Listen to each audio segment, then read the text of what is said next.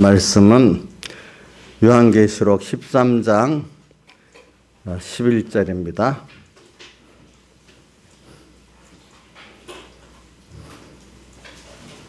요한계시록 13장 신하자 집사님 저 가서 녹음하세요. 예? 집사님 했어요? 아니 유튜브 말고 저기 뭐야 음성도.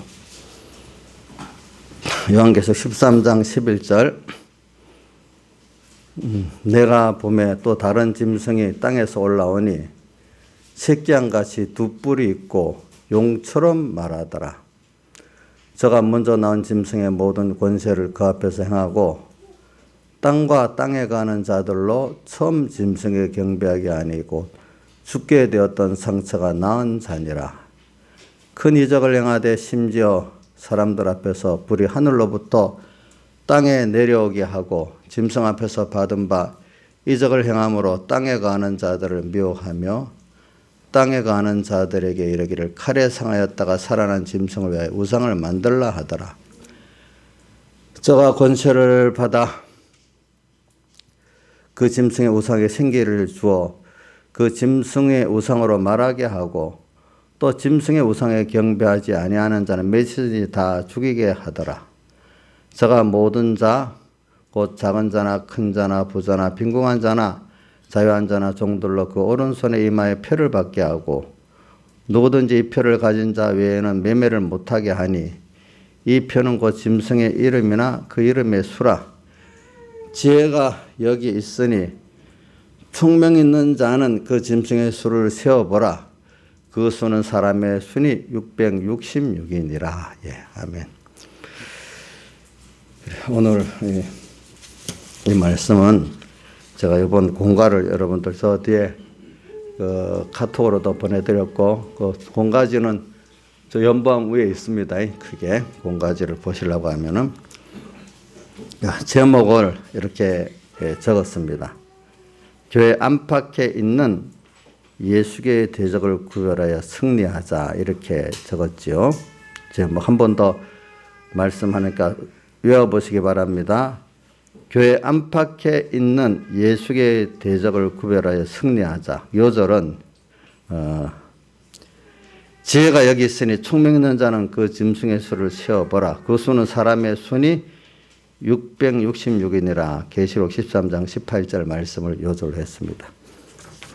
오늘 저는 이렇게 하는 이거는 한 과정을 말합니다. 과정. 목표는 뭐냐 하니까 지난주에 우리가 오전 예배 때 큰 주제 두 가지를 말했지. 하나는 생명 있는 예수 믿음과 하나님의 의를 배우자 생각하자 이랬잖아요. 그리고 오늘은 이제 어떻게 제목을 주제를 하나 정한다고 하면은 이렇게 봅니다. 하나님의 의를 우리가 믿게 하기 위해서 하나님께서 교회 안팎에 있는 예수계의 대적들을 두시고 또 이거를 구별하고 승리하는 자가 되게 하는 겁니다. 목적은 뭐라고요? 하나님의 의를 우리가 믿는 자가 되게 하려고 교회 안팎에 예수계의 대적들을 두고 이것들을 구별하여서 승리하게 만드시는 거라고 이렇게 보게 되겠습니다. 그래서 오늘 우리는 오늘 목표가 있고 과정이 있잖아요. 과정. 목표는 뭐죠? 오늘 뭐 다르게 말할 수 있지만 그 중에 한 요약을 말합니다. 그래, 하나님의 의를 믿는 우리를 만드시려고 그렇게 하신다. 이걸 꼭 기억합시다. 자, 뭐라고요?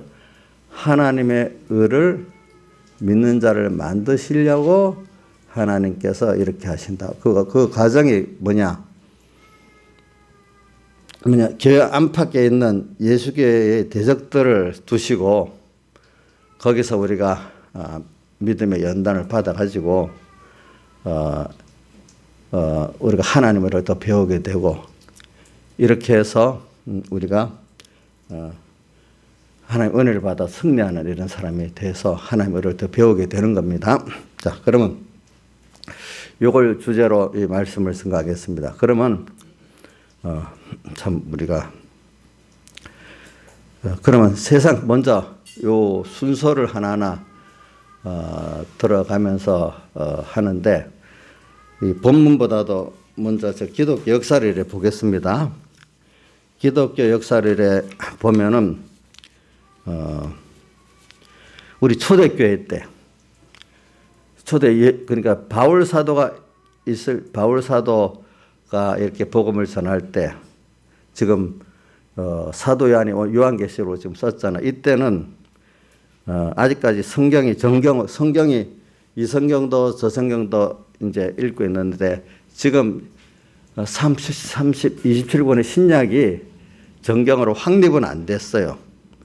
그 정경 66권이 전 교회적으로 합의해서 확정이 된 거는 주 397년 칼타고 공의에서 정경 66권을 확정을 했어요. 한참 후에죠, 그죠?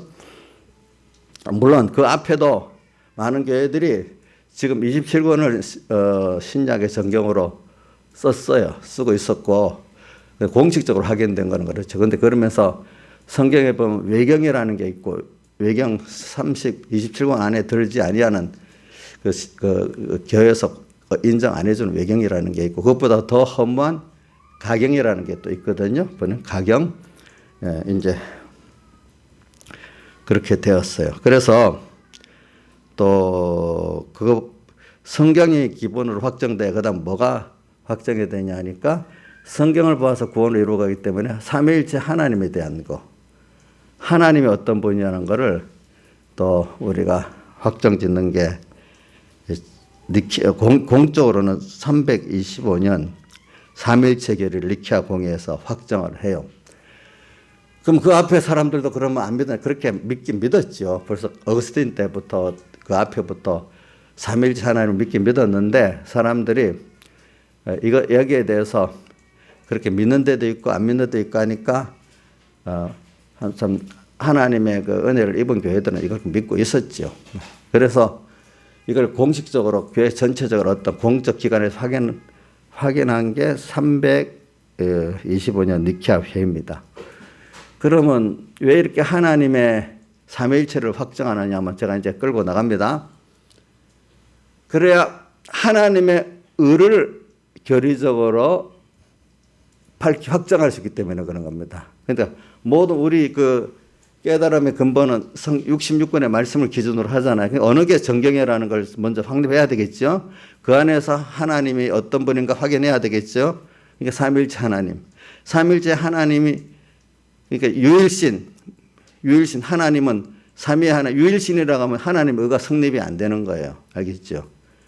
근데 여러분들 성경의 삼위일체의 제일 첫 번째 그 의미심장한 말이 여러분들 한번 물어보겠어요. 김영미 집사님 볼 때 삼위일체에 대한 그 깨달을 수 있는 시작이 어디서부터 있다고 봐요? 그래서 이제 이스라엘계는 기독교 이단이라고 보잖아요. 이제 유대계 처음에 거기는 유일신 알라신 한 분밖에 없는 거예요. 근데 우리 기독교 요즘 그거는 600년들의 이단이고 600년 지금 200년 150년 전에 이단 미국에서 출현한 대표적인 게 안식교 같은 안식교 계통인데 안식교 계통에서 나오는 게 뭐냐면 제7 예수 재림교 여호와의 증인 이런 것들이 다 그 같은 계통이거든요. 거기서 나온 것들이 거기에는 누구를 믿냐? 예수를 안 믿고 누구를 믿죠? 여호와를 믿어요. 알겠죠? 그래서 그 중에 안식교에서 나온 이단 중에 하나가 여호와의 증인이거든요. 자기들은 여호와를 믿는다는 거예요. 여호와 왕국. 예수를 믿는 게 아니고 그분은 예수는 하나의 선지자로 보고 하나님으로 보질 않아요. 그분들은. 그런 것 같이 자 그분들에게는 한 분 하나님밖에 없기 때문에 하나님의 의가 성립이 안 되는 거예요. 무슨 뜻인지 알겠죠?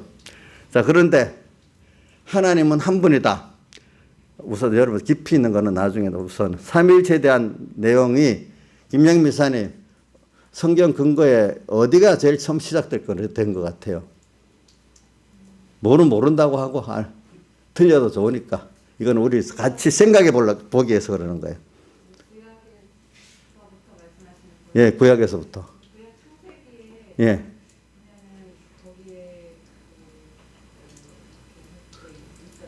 아, 그.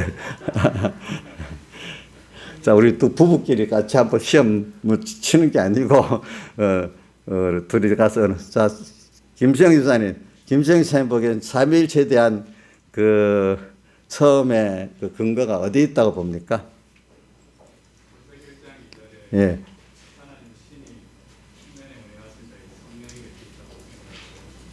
아니, 그것도 있는데, 보면 우리 형상을 따라, 우리란 말이 나오잖아. 우리. 우리라는 거 복수예요, 단수예요? 거기서부터 우리가 삼일체 하나님의 시작을 볼 수가 있어요. 알겠죠? 우리. 알겠죠? 네, 우리가 돼. 그리고 또 삼일체, 우리가 왜 삼일체 하나님이 삼위의 성부, 성자, 성령의 하나님이 확립이 안 되면 하나님, 신약에 나오는 하나님 의가 이게 다 없어지는 거예요. 사제도 없어지는 거예요. 알겠죠? 그래서 하나님 의가 나오고, 그 다음에 창세기 3장의 15절 하반에 보니까 여인의 후손이 와서 그 마귀의 뱀의 권세를 깨트린다. 그제? 그게 삼일체 제 2위 성자 예수를 말한단 말이에요. 그게 그러면 삼일체 하나님의 그 교리가 성립이 안 되면은 제2위 성자 예수님의 대속이 그 창세기 3장 15절 하반에 그게 성립이 안 되는 거예요. 알겠죠? 그 다음 구약시대에 제사 모든 제도가 있죠. 제사제도. 제사제도의 그 죄를 씻기 위해서 어린 양 있잖아요. 어린 양. 그게 앞으로 예수님을 예표해서, 이 성자를 예표해서 하나님의 어린 양이라고 직접 세례요한이 증거를 했잖아요. 그렇죠? 요한복음에 나와요. 자, 그리고, 자, 요 정도만 합시다. 요거까지는. 근데 성령에 대해서는 예수님께서 직접 말씀하셨어. 사도행전 1장에도 뭐라고 한다. 너희가 여기서 떠나지 말고 기도를 하고 성령을 기다리면 성령을 너희가 받으리라 했잖아요. 그죠? 성령을 받으리라 했죠? 그때, 그 다음 또 요한복음 14장에 보면 내가 떠나는 게 너희가 유익하다면서 그 후에 보혜사 성령이 보내주고 온다. 또 이렇게 말했죠? 예. 그러니까 예수님 자신이 오시는데 보혜사 성령으로 온다 했고, 사도행전 1장에도 너희가 맨날이 못되어 기도하라면 성령을 받으리라 되어 있잖아요. 이렇게. 자, 이러니까 성경에 있는 말씀들을 이렇게 하면, 자, 삼일체 하나님을 믿지 않으면 여호와의 증인들 대표적으로 안식교회 같이 예수님은 위대한 선지자지 하나님은 아니에요. 어떤 때는 천사 중 하나라 이래 보는 데도 있어요. 그렇기 때문에 히브리서 1장을 읽어보면은요, 예수님에 대해서 그런요 반문, 거기 보면 아마 초대교회 예수님은 천사 중 하나라고 생각하는 사람들이 있기 때문에 그 히브리서 1장을 읽어보면 그게 천사 중 하나가 아니다는 거예요. 알겠죠? 예, 그는 하나님의 아들이라는 걸 반문을 그러뇨 이래 하면서 그렇게 말하는 겁니다. 초대교회 때도. 그러니까 예수님은 하나님이 아니라는 거야. 다만 아주 위대한 분인데 천사 중 어떤 분, 천사의 현, 위대한 인물 중에 하나, 선지자 중 하나 이렇게. 그러니까 베드로에게도 너희들이 나를 누구냐 물으니까 많은 사람들이 선지자 중에 하나라 이래 했는데 베드로는 뭐라고 대답했죠? 주는 그리스도시요 살아계신 하나님 아들이라고 분명히 거기 하나님 아들이라고 분명히 기록되어 있잖아요. 그렇죠? 예. 그 깨달음을 가질 때 베드로에게 천국 열쇠를 줬다. 그러니까 이 말은 베드로에게 천국 열쇠를 다 줬다는 게 아니라 이런 깨달음을 믿는 자에게 구원의 기본 구원이 있고 무슨 구원이 있어요? 건설권이 있는 자가 된다 이 말입니다. 그러니까 저도 여러분들한테 뭐 삼위일체를 설명하려면은 보통 때 여러분들 배울 때 조심할 거는 목사님이 개인적으로 가르쳐 줄 때보다도 설교 들을 때 깨닫는 게 더 좋습니다. 저도 과거를 지나 보니까 개인적으로 백 목사님한테 물어보는 것보다는 그 설교자가 할 때 하나님이 주신 영감이 더 충만해요. 더 필요해가지고. 그때 배우는 게 더 깊고 정확히 배워지더라고요. 개인적으로 이렇게 물어보는 것보다도. 물론 개인적으로도 문의할 수는 있어요. 예. 근데 그러면 더 정확히 한다 이렇게 생각하지 말고, 물론 개인적 질문도 있어야 되겠지만은 제일 좋은 게 하나님이 같이 성령의 엿을 충만하게 하는 그 예배 때 배우는 게 제일 좋다는 거예요. 저도 옛날 성경 공부에 대해서 좀 내가 여러분들 성경 공부를 가르쳐 주잖아요. 그런 식으로 좀 배우길 원했어 저도. 근데 옛날에 권사님들 데리고는 그렇게 가르쳐 줬더라고. 근데 이제 교회가 커져가니까 직접 그걸 못 가르치는 거야. 그때는. 그러면서 저게 뭐라고 하는 거야. 성경 공부 이제는 설교를 본문을 하나하나 그때마다 본문을 잘 외우고 그 본문을 잘 설교를 들으면 그게 진짜 성경 공부라는 거예요. 무슨 말인지 알겠죠? 그냥 성경을 읽어갖고 이대로 막 그때그때 해석하려는 것보다 그 영감을 준 설교 하나하나가 그걸 바로 깨달으니까 그게 모이면 진짜 성경 공부가 된다는 거예요. 그래서 저도 그래 맞다 그렇게 생각하고 그래 설교를 하나하나 해서 그래서 본문을 열심히 외웠습니다. 그러고 나서 보니까 어느 시기가 되면 그 설교가 연결이 돼가지고 이렇게 깨닫게 되더라고요. 그러니까 아가서 같은 것도 목사님 설교를 몇 개 안 했잖아요. 제가 그거 갖고 또 박효수 목사님 그런 주소를 갖고 제가 이제 영감받아 이렇게 만든 거잖아요. 그런 식으로 되는 거예요. 요한계시록도 보면 그런 면이 또 있어요. 그러니까 여러분들이 이 성경을 배울 때 그래갖고 제가 이거 백 목사님대로 한번 성경 해석과 주석을 만들면 참 좋겠다 이래 생각을 해가지고 제일 필요한 게 뭐냐면 백 목사님 설교가 기록되어 있는 거를 일단은 전부 다 본문별로 쫙 이렇게 정리할 수 있으면 좋겠다 해서 마침 컴퓨터 그때 1991년도에 제가 여기 와서 92년부터 했나? 286 컴퓨터가 이제 나오는 거예요, 그때. 이게 좀, 그래갖고 그거를 본문별로 이렇게 쫙 정리를 제가 했어요. 해가지고 이제 그래갖고 우리 그걸 나온다니까 이재수 목사님 제일 관심이 있어 자기부터 먼저 달라 해서 먼저 드렸어. 그러니까 성경 본문을 찾아보기 쉽잖아요, 그죠? 이렇게 그것대로의 백목사님대로의 해석들 그죠? 볼 수가 있잖아.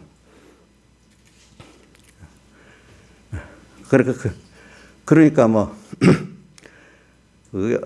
교육자들이 너무 좋아하지 처음에는. 그래갖고 나중에 지금 같은 세 사람 같은 게 다 만들어지고 된 거거든요. 이제 보면은 그때가 시작이 됐겠죠. 그런 식으로 이래 하나하나 보니까 나중에 전체적으로 이래 깨달음이 그것대로 되는 거야. 이제 조직이 되는 거지. 그러니까 저는 여러분들에게도 지금 뭐냐면은 제가 삼일체를 가르치면서 그러는 겁니다. 보니까 이렇게 여러분들 바로 배우는 게 중요하니까 설교 하나하나에서 말씀을 영감으로 받았을 때 그게 성경을 깨닫는 굉장히 생명 있게 되는 겁니다. 그냥 그건 없이 설교에 은혜 받지 않고 성경만 해석하려면 인간의 잘못된 그 깨달음들 거기 인간의 주관이 확 들어가 버리는 겁니다. 제일 좋은 게 뭐라고요? 예배 시간에 성령을 깨달을 때 깨달은 걸 모아서 가지는 게 제일 확실한 겁니다. 생명 있게 사는 겁니다. 무슨 말? 그것보다 더 좋은 거는 그 깨달음과 실제로 내가 6일 동안 살아갖고 또 그런 생활의 예배 속에 또 영감으로 충만한 게 있으면 더 좋지 않겠습니까? 이제 이런 것들이 뭐야 생명 있는 깨달음이 되죠. 그거는 실제로 살아보지도 않고 예배 은혜도 안 받고 본문을 막 해석하면 인간의 뭐가 되겠어? 허탄한 이야기가 되는 거예요. 도리어 안 하는 거와 못하는 삐뚤어진 660이 오늘 여기 사예배한 게 나오는 거예요. 알겠죠? 예.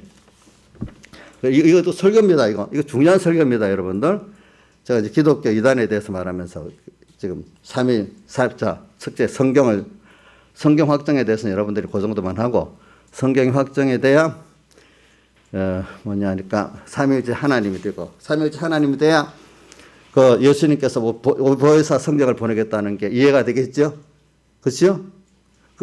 성령도 하나님이세요? 어떤 그 인간의 영이에요?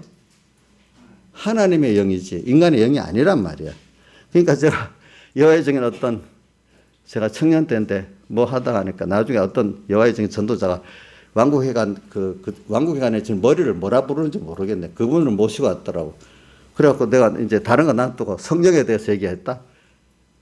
그러니까 성령을 그러면 인격으로 안 보는 거야. 그럼 성령이 뭐냐니까 기운이래. 그럼 어떤 기운이야? 기운이 뭐냐 물어보니까 인간의 생명 그게 심장이래. 심장이 뻘떡뻘떡 뛰는 게 생명이래. 그게 기운이래. 그게 어디 있냐고. 그 왕국회관에 제 머리 대는 분 직접 들은 거야, 내가. 성령을 그렇게 생각하는 거야. 하여튼 기운. 인격이 아니고. 하여튼 그 후에 어떻게 바뀌었는지 몰라. 그렇게 삼위일체 하나님을 믿지 않으니까 그렇게 돼버리는 거예요. 아시겠죠? 예. 자, 이슬람계에도 예수님을 뭐로 보죠? 선지자 중에 위대한 선지자로 보잖아. 부인을 안 하잖아, 그 사람들이. 그하고 하면 누구하고 거의 비슷해요. 여호와의 증인들하고 비슷해요. 이슬람교도 보니까. 그러니까 또 제 구약 시대 그 제사 제도의 내용을 보면은 이 성자 예수님의 십자가에 못 박혀 죽으시고 부활하는 게 있을 수밖에 없는 거야. 제사 제도를 보면 그렇겠죠. 구약과 신약을 통틀어 보면은 이 성자 예수님의 십자가에 사람 되어 오시고 십자가에 못 박혀 죽으시고 부활하는 게 있어야 되잖아요. 예. 자, 이렇게 성경을 종합해서 보면 그러니까 그걸 어떻게 삼위일체라는 말이 없지만 다 성부 하나님도 계시고 또 성자 하나님도 계시고 성령 하나님도 계시고 성자 하나님은 사람 되어 세상에 오신 그 어린 양으로서 우리를 대속하는 그 내용이 또 있어야 되고 그렇죠. 그리고 이사야서에 보면 또 예수님이 오셔서 이사야 9장에 보면 우리 성탄 때 잘 만왕의 왕 만주의 주가 아기로 오셨다 이렇게 말했고 또 53장에 가면은 그가 우리를 대신해서 십자가에 못 박혀 죽으셨다 또 이렇게 나오잖아요. 그렇죠? 거기 그러니까 여러분들이 제가 왜 삼일체를 목사님 또 한번 설명해 주세요 이래 하는 것보다 여러분들 이 시간에 이렇게 깨닫는 게 더 영감 있게 생명이 깨달을 수 있는 기회니까 잘 배우라 이 말입니다. 아까 그게 그렇게 말하기 위해서 내가 그런 겁니다. 뭐 이 시간에는 안 듣다가 목사님한테 직접 물어보자 이러면 더 강의가 잘 배우겠냐? 아니지. 그러니까 사람들이 이런 면을 잘 기억하시고 저도 왜냐하면 예배 때마다 또 내 생활에서 하나님 깨닫게 하는 그거를 갖고 저는 내가 살고를 바래 여러분들 가르치기를 바란 거예요. 왜냐 어릴 때부터 이렇게 교회를 가보니까 그 하나의 은혜를 줘서 그렇지. 너무 외식들이야. 그 안에 우리 요즘 금년 1월 금년 초에 서영원 목사님이 예수 없는 신앙생활 하지 말고 예수 없는 교회가 되지 말잖아. 그게 오빠 어릴 때부터 그 딱 교회 생활하면서 그게 느껴지더라고요. 그러니까 그 말은 생명 있는 믿음이 돼야지 외식의 믿음이 되면 안 된다 이 말이야. 겉은 하나님을 찾지만 속은 하나님이 없는 사람 거죠. 또 있어도 이용만 하는 사람들. 예수가 전부고 생명이 돼야 되잖아요. 지금도 교회 안에 그 대적이 뭐냐? 예수가 있는데 예수가 생명이고 전부가 아니고 예수의 나를 위한 그 필요한 그런 분으로 믿는 게 인본이고 세상주의 기독교거든요. 그런 것들이. 자, 그래서 그래서 기독교 왜냐하면은 제가 교회 안과 밖 그래서 지난 3일 예배 때 이런 말까지 했어. 그러니까 우리 아무개가 엄마하고 시험을 치는데 엄마가 시험에 떨어졌는가 봐. 교리적 기본권 이단하고 건설권 이단. 그걸 기본권 이단은 다른 말로 하면 교리적 이단이라고 보면 돼요. 그 다음 건설권적 이단은 행위적 이단이라고 보면 돼요. 행위적 이단. 그러니까 그럼 구원이 안 된다는 거잖아요. 하나는 기본권이 안 된다는 거. 하나는 기본권은 되지만 뭐가 안 된다는 거죠?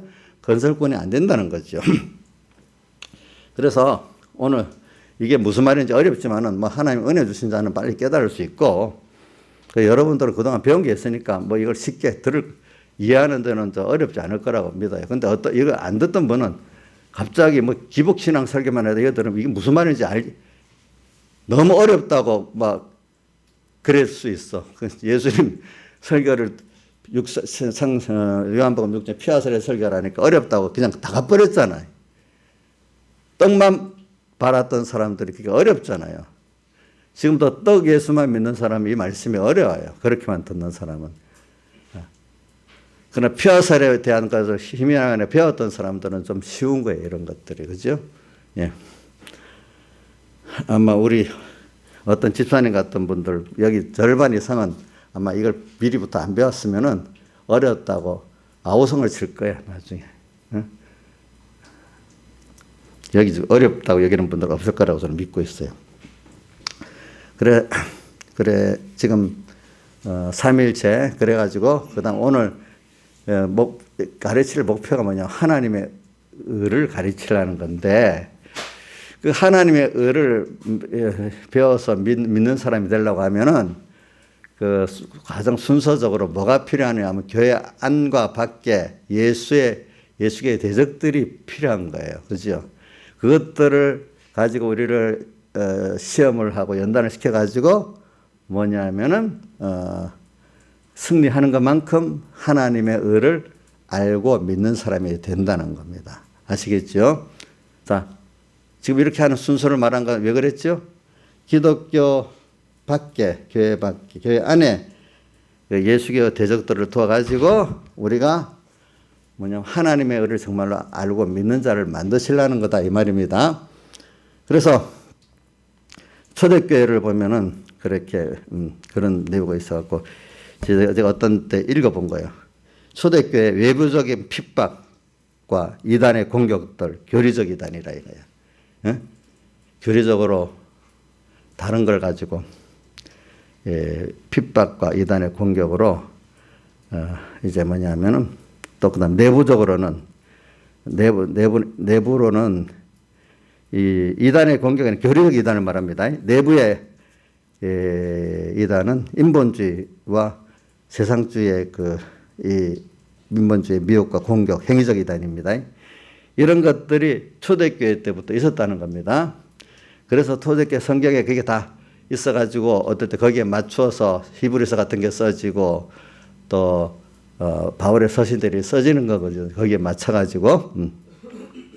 그러니까 참 하나님의 말씀이 뭐고 정경이 뭐고 하나님이 어떤 분이고 이 하나님으로 인한 하나님의 의가 우리에게 어떻게 와 있고 이 의가 어떻게 우리에게 입혀져 있는가 이거를 알려고 쓴 것들이 그때 필요한 정경으로 된 신약의 성경들이에요. 예.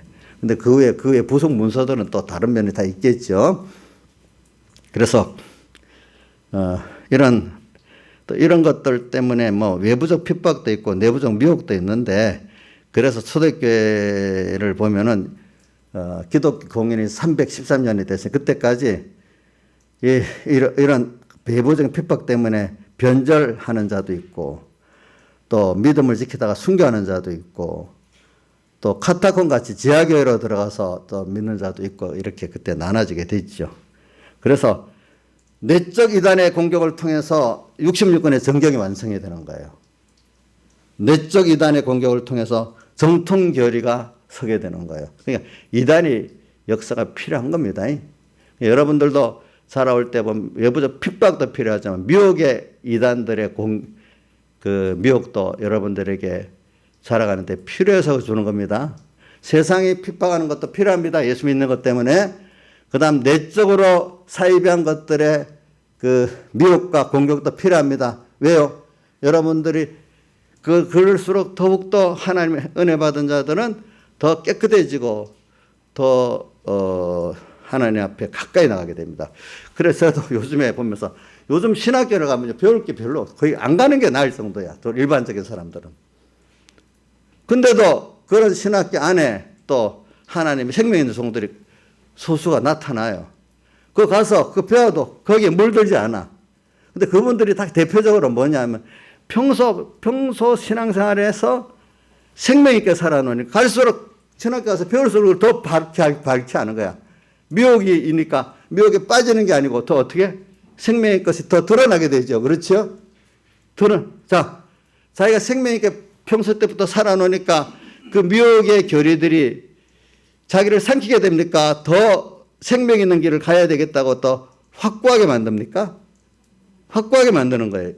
은혜 받은 자는 그래야 되는데 대다수 그렇지 생명 없는 신앙생활 했던 사람은 그럼 신학교 가면 삼켜져 버리는 거예요. 더. 세상이 악해지면 또 삼켜지는 거야. 근데 생명 있는 사람 악할수록 더 반짝반짝 생명의 길로 가는 거야. 자, 여러분들 지금도 어느 뭐 특정인 어떤 목사님 말 안 하겠어. 자, 그런 분, 백 목사님도 저 고신신학교 가서도 그렇게 시작했고, 또 어떤 분, 신학교 자체는 요즘 거의 다 썩어버렸어요. 신학교 자체가 교육의 기능은 별로 없어요, 이제는. 제가 어릴 때 중학교 때만 해도 듣는 설교가 안 돼, 그래. 신학교 가면은 평소 때 신앙했던 사람들 신학교 가면 신앙 다 까먹고 나오는데 4년 동안에 도리 신앙을 없게 만들어버린대. 그게 신학교래. 그 시대부터 그런 말이 있었어. 그러니까 지금 몇십 년이야. 그러니까 내가 만약에 15살인데 지금 70이라면 55년 이후에는 더 그럴 거 아니겠어요. 그렇지요. 응? 근데 그 안에서도 보면 하나님이 또 그런 생명 있는 종들이 또 나타나게 하거든요. 그럼 배워서 그럴까요? 자기가 평소에 생명 있는 신앙생활을 했기 때문에 그럴까요? 예? 평소에 신앙 있는 예수 생명의,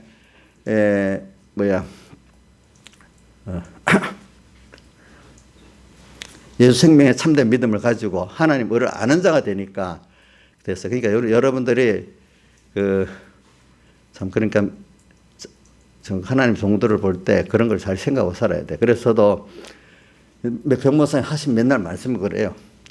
어떤 자가 정말로 진정한 하나님 종이 될 수 있느냐. 평신도 때부터 생명 있는 신앙생활을 한 사람이 진정한 참 목회자가 될 수 있지. 그래 안 되고 갑자기 목회하겠다 나서는 사람이 어떻게 그래 될 수 있겠냐 이거예요. 되겠어요? 안 되겠어요? 안 되겠죠. 그러니까 제일 목회 준비가 뭐냐. 평신도 신앙생활을 성공하는 게 목회 준비의 1번이라는 거예요. 그 말이 맞아요? 틀려요? 예? 이정숙 씨 맞아요? 틀려? 실컷 재짓다가 이제 신학교 가서 목사 되겠다 이래 하고 하면 되겠어요? 예?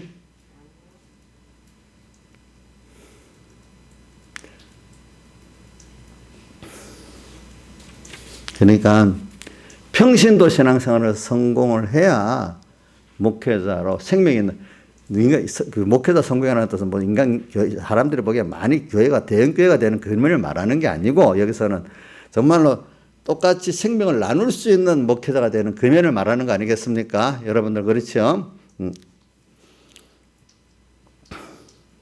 그래. 그러니까 이런 면을 여러분들에게 좀 가르치기 위해서 이러는 거죠. 그래서 지금 이게 목사님과 본문 해석을 안 하고 자꾸 이렇게 말하는 이게 본문 해석이 알고 들어보면 알겠죠? 이거를 폭넓게 지금 하고 있는 겁니다. 아시겠죠? 폭넓게. 그래서 이 기독교는 여태까지 뭐냐면은 밖에 오늘 제목도 같이 예수교 안팎에 있는 예수교의 대적들, 세상 핍박하는 세상, 또 교회 안에 세상주의 인본주의의 그런 교훈과 세력들 이게 안팎입니다. 그렇죠? 근데 그래서 이런 것들이 없어야 되겠어요? 필요할 만큼은 있어야 되겠어요? 필요할 만큼은 있어야 되기 때문에 하나님이 두신 겁니다. 우리 세상이라는 그런 겁니다. 교회도 그런 겁니다. 그러니까 교회 안에는 다 천사들 같은 사람들만 모입니까? 도리어 교회에는 죄인들이 모이는 거예요. 예. 죄인으로서 깨달은 사람들이 모여가지고 하나님의 의를 입어 사는 거죠. 자기의 의를 세우는 게 아니에요. 자, 자기 의를 세웁니까? 하나님의 의를 세웁니까? 하나님의 의를 세우는 게 교회지. 자기 의를 세우는 그게 인본적이고 세상 인본적인 기독교를 말하는 거예요. 그게 666이라는 거예요. 자기 의를 세우는 게. 그래서 오늘 이런 것들을 통해서 깨끗한 깨달음이 나오게 되고 또 깨끗한 성도들이 출현하게 되는 겁니다. 그래, 제가 1370년 위클리프라는 영국의 대주교라는 거는 영국에서 그 그 당시 종교개혁전이니까 신부들 중에 제일 머리가 대주교예요. 알겠죠? 근데 이분이 참 깨달은 사람이야. 근데 그분들은 그 당시에는 그런 사람인데야 성경을 직접 볼 수 있었어. 그죠? 성경이 귀해가지고. 그가 성경을 읽어보니까 이 들의 목동들도 대주교 자기와 같이 예수를 알아야만 바로 구원을 이룰 수 있다고 깨달은 거예요. 맞아요? 틀려요? 들의 목동들 그중 가장 천한 사람들이잖아. 다윗이 들의 목동이잖아요. 근데 그 사람들도 대주교 같이 성경을 알아야 구원이 된다는 거 맞아요? 틀려요? 그는 따라만 오면 돼요? 무조건? 깨달음 없이 따라만 가면 되냐고 대주교 하지 않는 대로. 아니라 이거야. 그래서 그는 구원의 최고의 권위인 성경을 영어로 번역을 한 거예요. 저기 영국 사람들 일도로. 근데 번역을 했다고 위클리프가 나중에 살아있는 동안에도 어려움 당했지만 죽고 난 다음에 성경을 번역해서 읽어갖고 사람들을 이단으로 많이 빠지게 했다고, 천주교 권위를 무시하게 만들었다고, 죽은 시체를 끌어다가 다시 화형을 시켜서 그걸 우리나라에 죽은 시체를 다시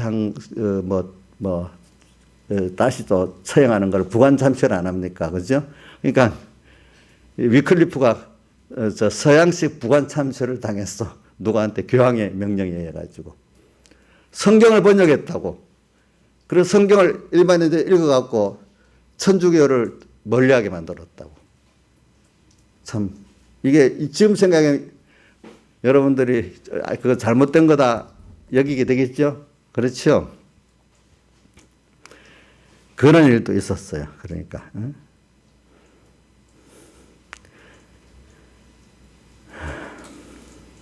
그에 여러 가지 그러니까 우리 기독교 사회 미국의 독립이 굉장히 중요하게 보여요. 1700년 미국이 독립을 하는 거는 뭐냐면은 국가가 이제는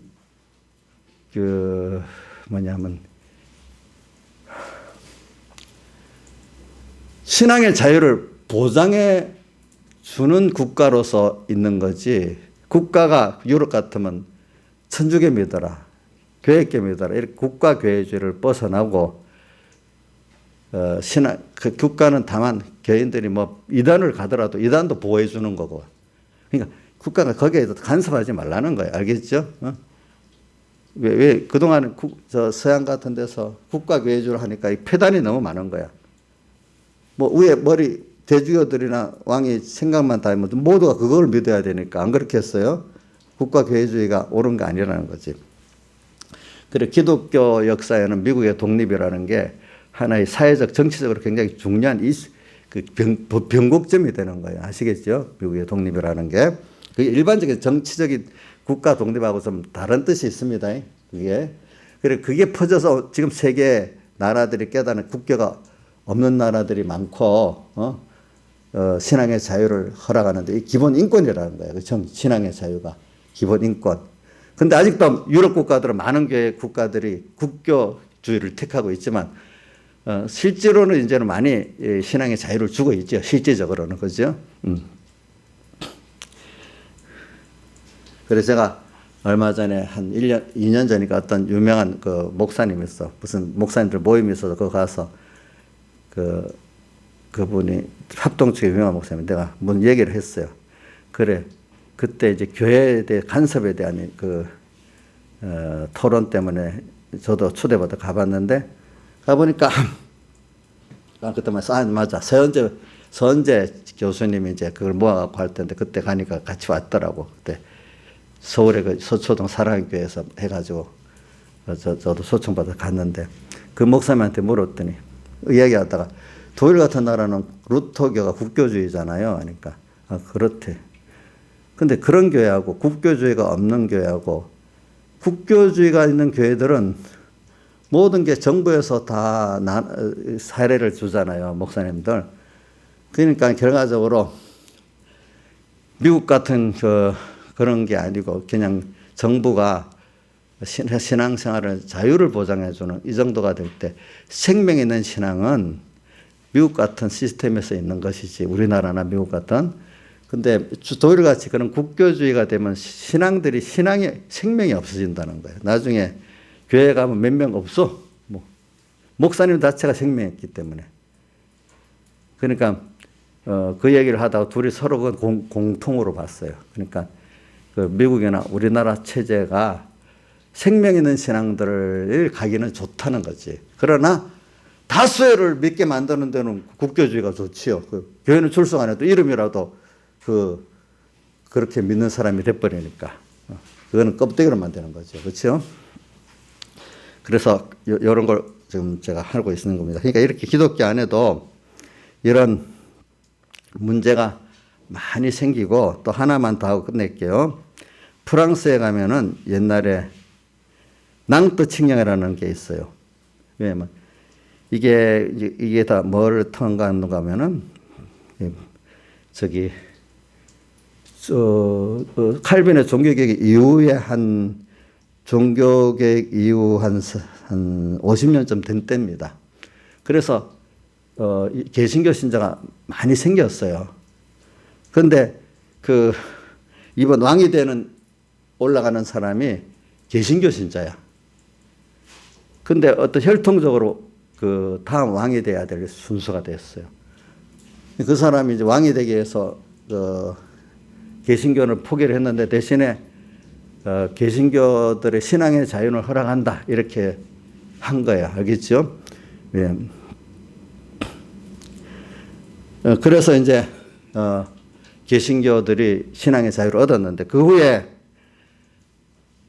또 왕이 바뀌니까 어떤 식이 일어나는가 하면 개신교들을 다 모아갖고 무슨 회의를 한다 하면서 모아놓고 학살을 시켜버렸어요.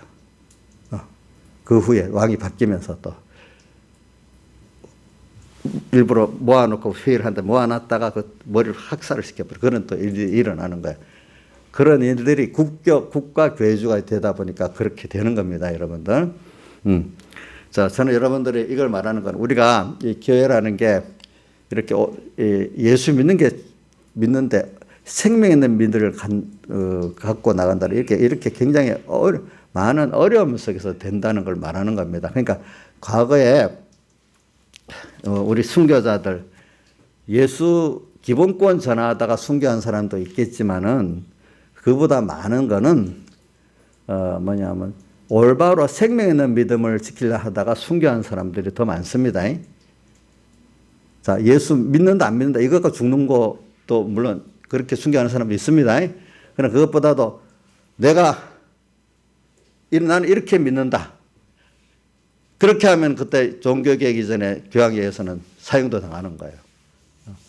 그러니까 여러분들이 자, 예수님도 그러면 그 죽인 사람들이 하나님을 부인합니까? 부인 안 한 사람입니까?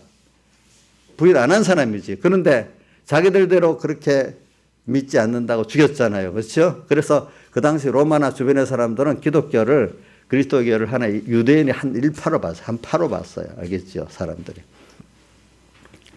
그런 같이 자, 신앙의 순교자들이 자, 기본권을 전하다가 죽었어요. 더 많이 죽었어요. 생명 있는 믿음을 전하다가 더 많이 죽었어요. 생명 있는 믿음을 전하다가 순교한 게 대부분이에요. 알겠죠, 여러분들? 이걸 아셔야 돼. 그러니까 여러분들이 예수 믿도록 온 거기에 많은 피도 감사해야 되지만은 생명 있는 믿음을 여러분들이 전수받는 이것도 굉장히 더 감사하고 여기 살아야 되는 겁니다. 아시겠죠? 그러니까 이제 요 정도, 이게 중요한 면이니까 요 정도를 하고 이제 오늘 그래서 이 내용이 이제 들어가는 거죠. 그래서 13장 이제 1절부터 10절까지는 세상에 대한 거예요. 그래서 오늘 본문은 그 첫째 공과를 읽어보면 13장 10절까지는 세상이 예수교를 대적하는 것을 말하고 13장 11절 18절까지 교회 안의 인본주의, 세상주의 신앙들이 참된 예수교를 대적하는 걸 말한다 이랬죠. 여러분들 공과를 잘 보세요. 교회 밖 세상 예수교를 대적하는 것은 13장 10절 말씀대로 하나님이 어떤 것도 사로잡지 않으면 승리할 수 있다. 이 말은 자 10절에 보면 사로잡는 자는 사로잡힐 것이요 이렇게 있어요. 그러니까 우리가 오늘 예수를 믿어 나가. 근데 우리 예수를 믿게 만들고 못 믿게 만들고, 교회 뭐 요즘은 주기까지 안 하지만은, 그러면 뭐 돈 때문에 너 직장 그만둘래? 그러니까 돈에 사로잡혀서 갈래? 예수 따라갈래? 어떨 때는 돈, 또 어떨 때는 어떤 친한 친구, 너 예수 믿으면 너 친척하고 다 이 또 어떤 부부가 이혼당한다? 이렇게 될 수도 있잖아요. 그럴 때도 예수냐? 그러니까 오늘 뭐냐, 예수와 예수의 구원이 얼마나 귀한 줄 여러분들이 아는 거, 하나님의 의를 이제 그 다들 의를 아는 사람은 뭐냐면 이 세상에 대해서는 세상만 포기하면 사로잡지 않으면 다 승리할 수 있어요. 근데 하나님이 생명까지도 내놓으면 승리할 수 있어요. 하나님 뜻이 있어서 생명은 거두어 갈 때까지 내가 내놓는다고 죽는 게 아니에요. 아시겠죠? 내가 기본권을 선하기 위해서 생명을 내놓을 수 있다면 그거 얼마나 영광스럽겠어요. 알겠죠? 그런 것들이. 이거는 여러분들이 자기의 생명도 전부 다 주님의 것이라는 걸 알고 나의 기쁨, 나의 소망, 나의 전부가 되신 주님이라는 걸 이렇게 아는 사람이 돼서 이렇게 되게 되는 거예요. 그래서 오늘 여러분들이 세상에 사로잡을 만한 것들이 현실을 딱 주는 거죠. 돈, 아브라함이 보면은 롯과의 관계에서도 하나님을 차지해서 승리. 또 9나라의 왕의 모든 전쟁의 재물도 하나님을 차지해서 승리. 그다음 또 아들 이삭이냐 하나님이냐 할 때 하나님을 차지해서 승리. 이래 됐잖아요. 그렇다고 아브라함이 가난해졌어요? 그렇지 않지요? 그렇다가 아들을 잃었어요? 그것도 아니잖아요. 그래서 마태복음의 부자 청년과의 대화에서 보면은 베드로가 이래, 우리는 저 부자 청년하고 다르게 다 버리고 주를 쫓았지 않았습니까? 하니까 예수님께서 그래, 나와 복음을 위해서 부모, 형제, 자매 전체를 버린 자는 이 마가복음에는 10장에 나오고 여기는 마태복음 19장에 나오는데 마가복음 더 자세히 해놨어. 뭐라 하는가 하면 100배나 받되 이렇게 했어. 핍박을 겸하여 받고 또 영생을 얻으리라 이래 됐어요. 그런데 마태복음에는 여러 배 받고 영생을 상수하리라 이래 되어 있습니다. 이 차이가 똑같은 걸 두고. 그러니까 오늘 우리가 이 예수를 안 내놓고 살라고 하면은 우선 기본권적인 면에서 내가 세상을 내놨습니다. 나중에 하나님이 세상을 더 주신다. 보편적으로 세상을 더 줍니다. 알겠죠? 잠시는, 자, 농사에 드는 사람 씨를 뿌리면 없어집니까? 나중에 더 많이 나옵니까? 뿌렸다고 없어졌다고 생각하는 사람 미련한 거예요? 지혜로운 거예요? 우리 주를 위해서 내가 내 생명도 만약에 내 소유도 어떤 거를 내놨어. 내 지혜도. 그래서 그만 낮아도 줬어. 돈도 손에 봤어. 근데 그 잠시야, 잠시. 얼마 있으면 하나님이 그것 때문에 더 영광스럽게 하고 또, 그죠? 그것 때문에 더 잘 쓰니까 더 잘 쓰라고 부여하게 해주고 더 맡기고. 그래, 어떤 사람들은 순교로 하는 거는 내 생명까지 다 바쳐줬으니까 이거는 완성이지, 완성. 그런 면에서 여러분들이 전 오늘 시편 다윗의 시편을 일부러 어제부터 오늘까지 1편에서 45편까지 읽어보니까 다윗이 너무 기적이 많대. 자기가 살아보니까 주를 내놨더니 그게 어디 있죠? 기적이 많다는 게. 내가 한번 볼게요. 읽어줄게요.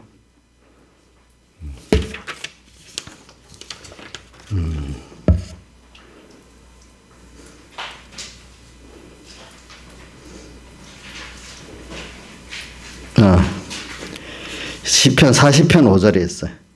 여호와여 나의 하나님이여 주의 행하신 기적이 많고 우리를 향하신 생각도 기적이 많대.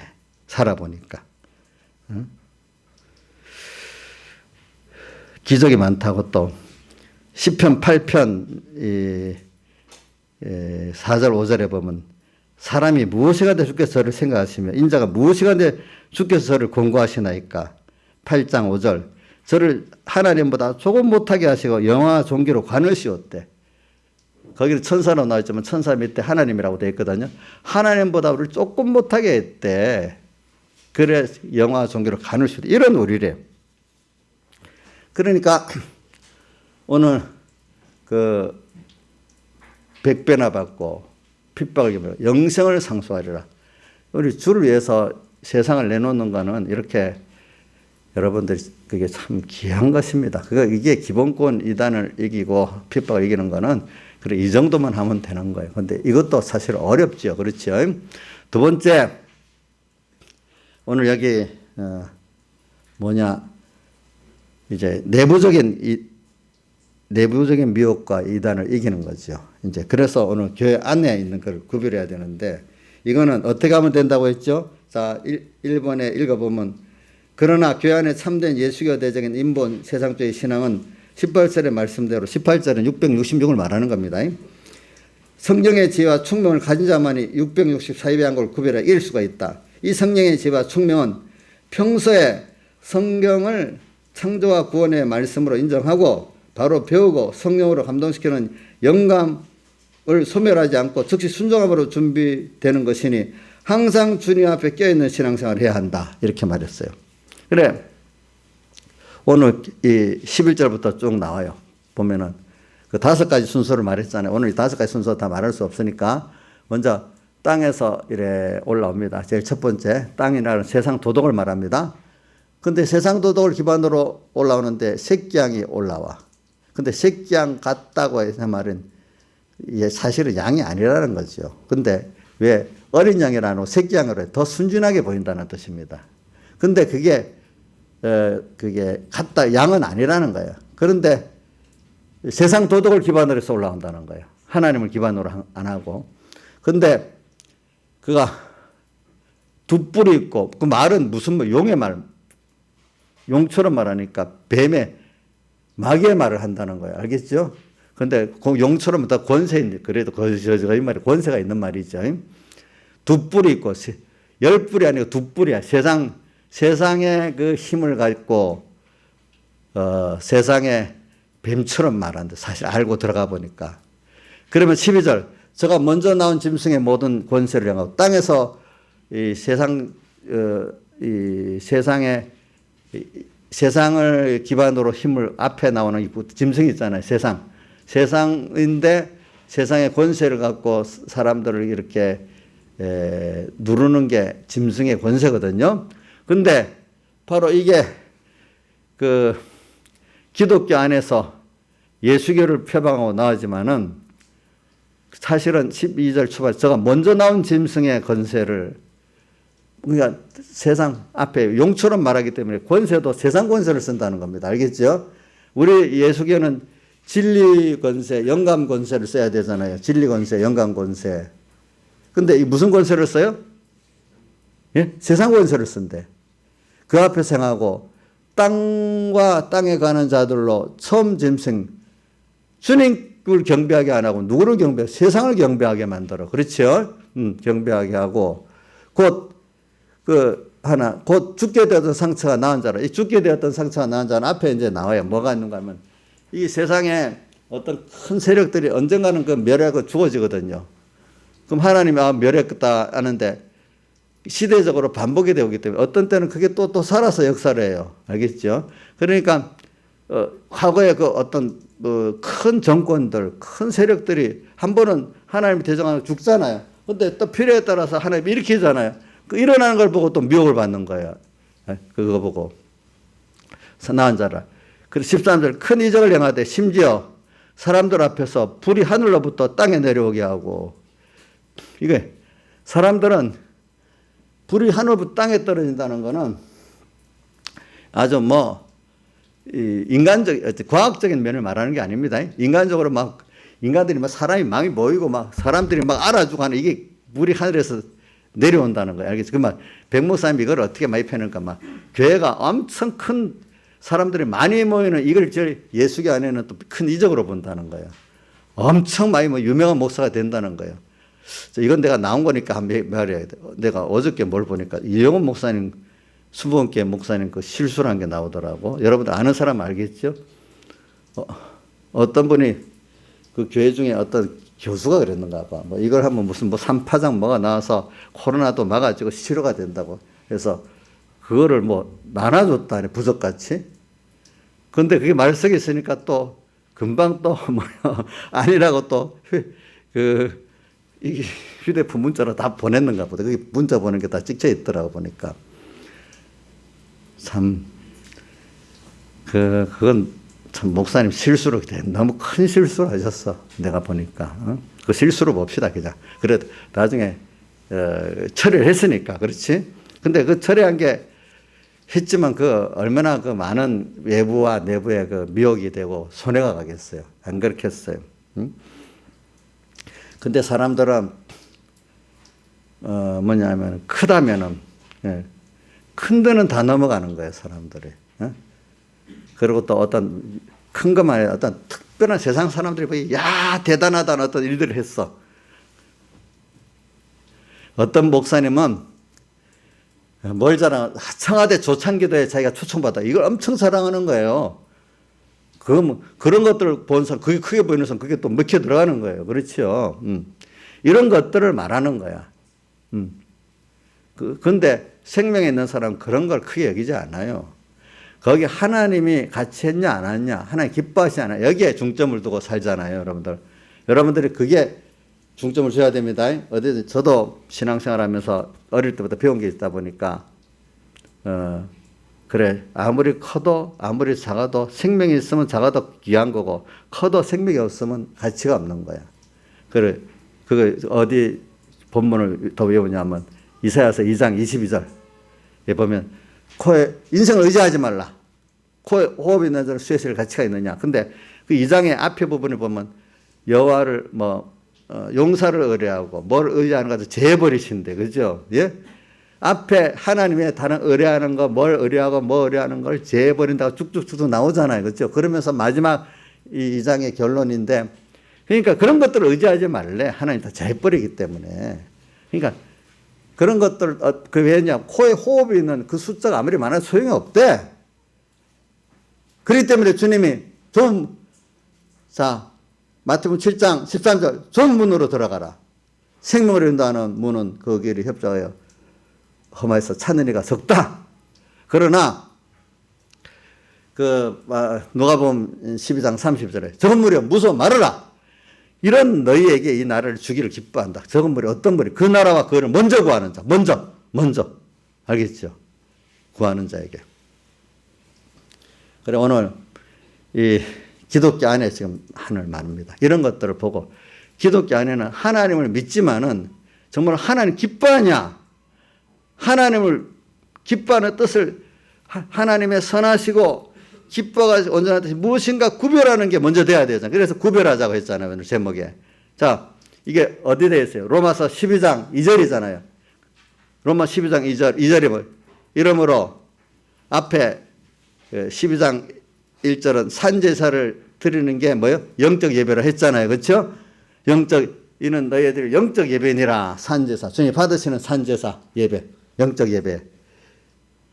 이는 영적 예배. 그러므로 영적 예배를 드린 사람은 어떻게 살아야 되느냐? 이 세대를 본받지 말아라. 세상 예수 안 믿는 사람들은 물론이고 예수 믿는 사람 안에 인본과 세상주의 신앙을 본받지 말아라 이 말이에요. 이 세상을 본받지 말고 마음을 새롭게 함으로 마음이 어떤 면을 새로워지나 변화를 받아가 어떻게 하나님의 선하시고 기뻐하시고 온전하신 뜻을 찾아 사는 사람이 되라. 내 중심으로 생각하지 말아라. 인간들 다수의 그대로 생각하지 말아라 이 말입니다. 이렇게 말하면 사람들이 야 너무 독선적이다 기독교. 어떻게 사람들을 생각하고 살아야지 하나님만 생각하고 살라 하느냐. 지금 우리 코로나 때 예배드리는 이것도 지금 그 둘로 갈라지는 겁니다. 그래 어떤 분 보니까 참 사이비한 말을 하더라고요. 저 마태복음 25장 그 끝에 보면 양과 염소의 비유가 나오잖아요. 그래서 지극히 작은 자 하나에게 내게 한 것이라고 이렇게 말했다는 거야. 그러니까 사람들한테 잘하는 게 하나님께 잘하는 거래. 그거 맞아요? 틀려요? 예?